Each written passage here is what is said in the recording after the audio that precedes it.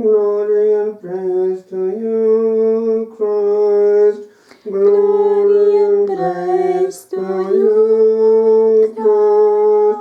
They are happy who dwell in your house, O Lord, forever singing your praise. Glory and praise to you, Christ.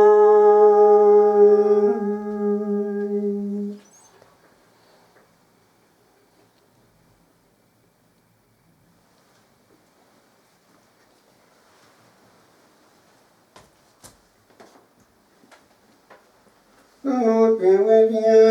And with your spirit. A reading from the Holy Gospel according to Matthew. Glory to you, O Lord. Jacob was the father of Joseph, the husband of Mary, of whom Jesus was born, who is called Christ. Now the birth of Jesus Christ took place in this way. When his mother Mary had been betrothed to Joseph, before they came together, she was found to be with child of the Holy Spirit. And her husband Joseph, being a just man and unwilling to put her to shame, resolved to send her away quietly. But as he considered this, behold, an angel of the Lord appeared to him in a dream, saying, Joseph, son of David, do not fear to take Mary your wife, for that which is conceived in her is of the Holy Spirit. She will bear a son, and you shall call his name Jesus, for he will save his people from their sins. When Joseph woke from sleep, he did as the angel of the Lord commanded him. The Gospel of the Lord. Praise to you, Lord Jesus Christ.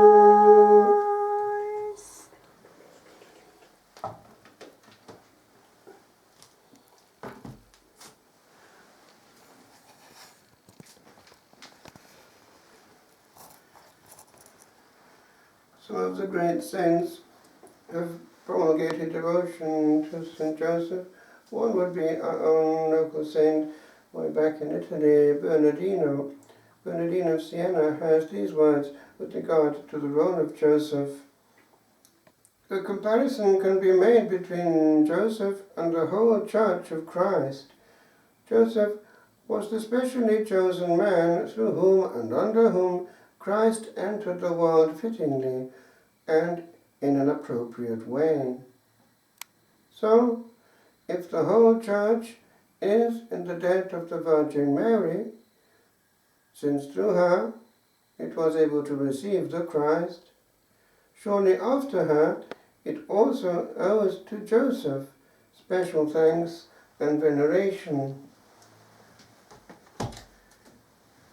It took centuries for the cult of St. Joseph to develop, partly because there is so little directly known from him. We know things from various sources, notably words and visions given to this one or that one over the centuries, but the scriptures are silent and not a word of his is given. Indeed, when they find the child Jesus in the temple, it is the words of the Blessed Virgin that are reported. But she does say, your father and I have been searching for you, grieving. So he is in the Holy Family very much Daddy. And that will explain his power in heaven, for the divine child still looks into the eyes of his Daddy and cannot refuse anything when requested. There are other saints who have been influential in promulgating the devotion to St. Joseph. One would be Teresa of Avila. She dedicated the mother house of her Reformed Carmelite convent, San Jose, to him. And she frequently recommended devotion to him in her writings, indicating also how he would also be there when she invoked him. And especially on his feast day, she did have this to say, that she had never, ever asked anything on his feast day that he didn't obtain for her. Ignatius of Loyola, the same period, also propagated his cult. Pope Gregory XV made his feast a holiday of obligation, but this is not widely observed today. It was in some countries, at least until fairly recently, but not many, a holiday of obligation. However, it is there as a solemnity in the middle of Lent, and for that reason actually stands out quite well.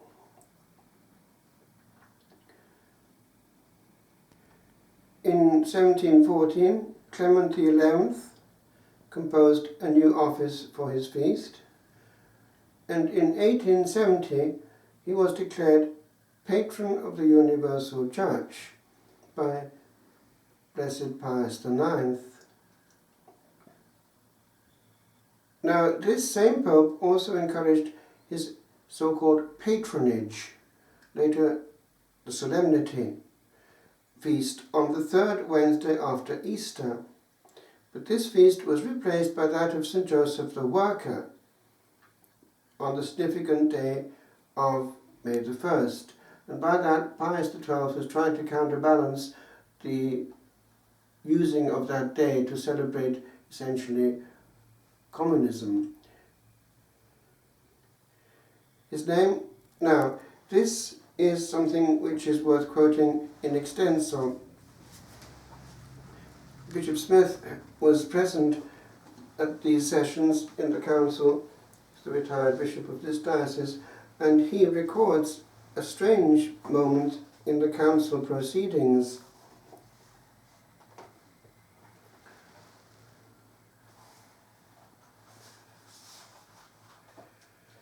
Before the debate on the document on the liturgy concluded, there was one interesting intervention that brought unexpected action on the part of Pope John.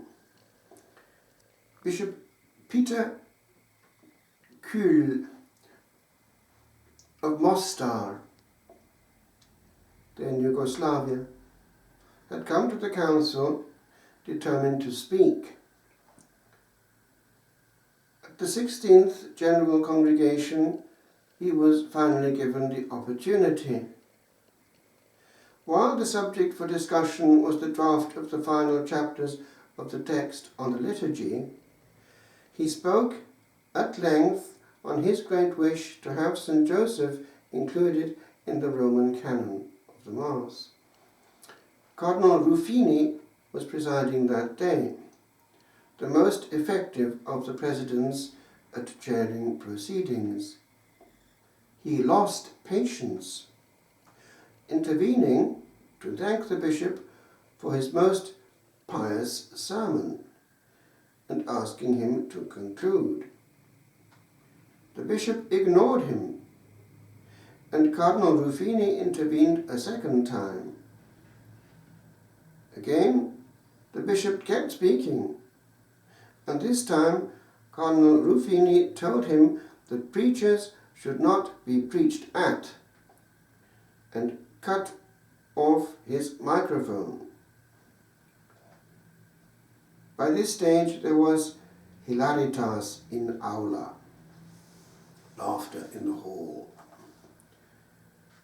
That might have ended there, but for the fact that Pope John was watching proceedings on closed circuit television.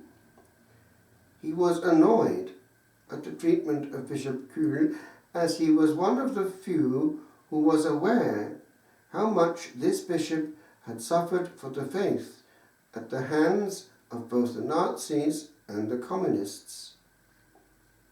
One consequence of his suffering being impaired hearing. He didn't hear clearly Cardinal Ruffini's invitation to end his talk. A few days later, Pope John ordered the inclusion of St. Joseph in the Roman canon, the first change in many centuries. The reaction to this intervention by the Pope was interesting. Initially, Many did not welcome this action by the Pope, since the liturgy was the topic being discussed, the Mass being central to that discussion. After a few days, however, many changed their opinion, commenting that this change opened a wider discussion on the Mass, the canon of which had been untouched for centuries. Schukul was obviously delighted at the immediate positive response by the Pope to his request.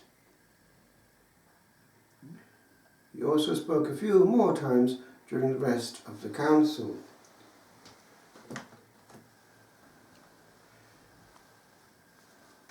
He is known to be extremely powerful also against the demons. Terror of Demons is one of his titles. And he is someone that one can place in command of one's home, that he may protect it and obtain for the family all that is needed. He is especially concerned for anything with regard to work, employment, also a future husband or wife. He is the man of the family. And in the strictly monastic life, he is very much present in the life of those who work. The category of lay brothers would always have a statue of St. Joseph in their place of work, for he was the model of contemplative workers, sanctifying labour and doing it in a spirit of contemplation. We have from private revelation interesting asides with regard to the Holy Family and the life that went on there at Nazareth. Blessed Anne Catherine Emmerich noticed that there was a lot of silence. She didn't hear any loud laughter, but saw plenty of smiling, and they understood each other perfectly without having to talk a lot. Another mystic saw that St. Joseph, when he was teaching the child Jesus, for instance, when the child was growing and helping him in the carpenter's shop, he would first of all adore his divinity, even physically, and ask for permission to give him instruction. And of course, the child Jesus would take in immediately all the lessons given and would become a very professional carpenter, proficient in his trade.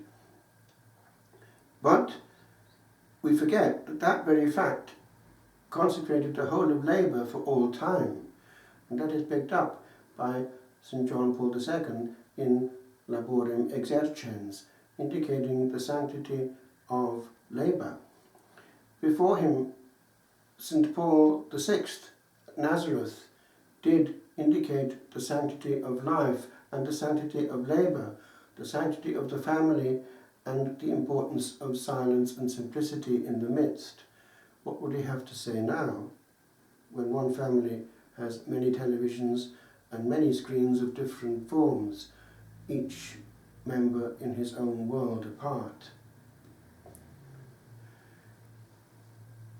There is an interesting story amongst thousands told of a person who was a mystic soul who had direct contact with heaven, and her father died, and she was wanting to get him out of eventual purification, and after a while she was wanting to know where he was, and she was given to understand that he was in purgatory. And she was insisting that was a painful place to be, but she was given to understand that he wouldn't be there for long. In fact, not long at all. Only a week. He was obviously a good and holy father. But that wasn't good enough for the brave soul, and she insisted. And she turned to St. Joseph, and he smiled at her and said, "Leave it with me." And the following day her father appeared to her in great glory. St. Joseph had a huge power over the divine child, And the explanation was given to this mystic soul. The divine child still saw the face of Daddy and couldn't refuse. That we can take with us on this day. And every Wednesday is his day. It's important to remember that as we do Our Lady on a Saturday. Indeed, at Selina, the Carthusian monastery where I was for 7 years and a quarter, every Wednesday normally we would have the votive Mass of St. Joseph. And we also had an ongoing novena for non-celebrants, our devotion to St. Joseph for vocations, and actually it worked. St. Joseph never allows himself to be outdone in generosity. In fact, one of our brothers, the lay brother who was very good at manual work, a genius, Ver Louis, and a holy young man, he was a very good monk, and he had a great devotion to St. Joseph, and he told us this story one day, how he couldn't get the big church clock to work properly, the bell which ruled everything had to work. And so he worked on it, and it just wouldn't do what he was getting it to do, and it just wouldn't cooperate with what he was trying to bend. So he brought St. Joseph in. He put him there, actually on the ground, underneath where he was working, and immediately it started to work.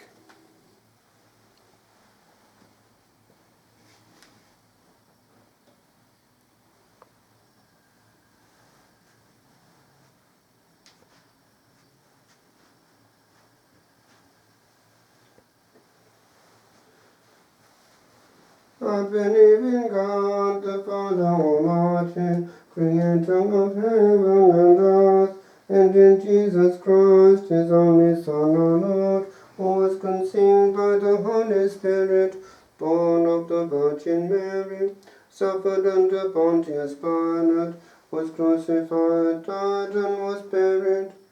He descended into hell. On the third day he rose again from the dead. He ascended into heaven, and is seated at the right hand of God the Father Almighty. From there he will come to judge the living and the dead. I believe in the Holy Spirit, the Holy Catholic Church, the communion of saints, the forgiveness of sins, the resurrection of the body, and life everlasting.